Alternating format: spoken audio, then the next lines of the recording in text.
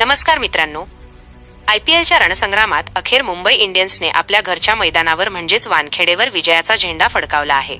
एका हायस्कोरिंग थ्रिलरमध्ये मुंबईने लखनौ सुपर जायंट्सचा धुव्वा उडवला.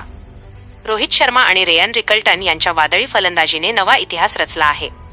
हा थरार नेमका कसा होता जाणून घेऊया आजच्या खास व्हिडिओमध्ये. त्यासाठी व्हिडिओ शेवटपर्यंत पहा.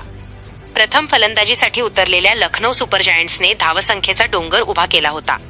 निकोलस पुरनने केवळ 21 चेंडूत 63 धावा कुटल्या तर मिशेल मार्शने 25 चेंडूत 44 धावांची खेळी केली. ॲडन मार्करमच्या 31 आणि हिम्मत सिंहच्या 40 धावांच्या जोरावर लखनौने 20 षटकात तब्बल 228 धावा केल्या. मुंबईच्या फलंदाजांसमोर 229 धावांचे मोठे आव्हान होते. पण मुंबईच्या मनात काहीतरी वेगळंच होतं. रोहित शर्मा आणि रेयान रिकल्टन मैदानात उतरले आणि लखनौच्या गोलंदाजांची अक्षरशः धुलाई सुरू झाली. दोघांनी पहिल्या विकेटसाठी 143 धावांची विक्रमी भागीदारी केली.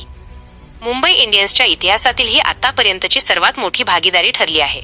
रेयान रिकल्टनने 83 धावांमध्ये 6 चौकार आणि 8 षटकार खेचले, तर रोहित शर्माने 6 चौकार 7 षटकारांच्या मदतीने 84 धावा केल्या.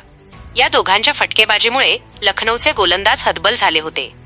रोहित आणि रिकल्टन बाद झाल्यानंतर नमन धीरने मोर्चा सांभाळला आणि मुंबईला विजयाच्या उंबरठ्यावर नेऊन ठेवले. मुंबईने 229 धावांचे कठीण लक्ष्य सहज पार केले. महत्त्वाचे म्हणजे आजच्या सामन्यात हार्दिक ऐवजी सूर्यकुमार यादवला कर्णधार बनवले होते.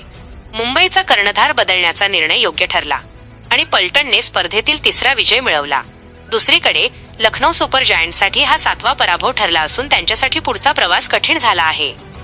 तर मित्रांनो, आज हिटमॅनने पुन्हा एकदा सिद्ध करून दाखवले. अजून त्याच्या बॅटमध्ये तीच पॉवर आहे.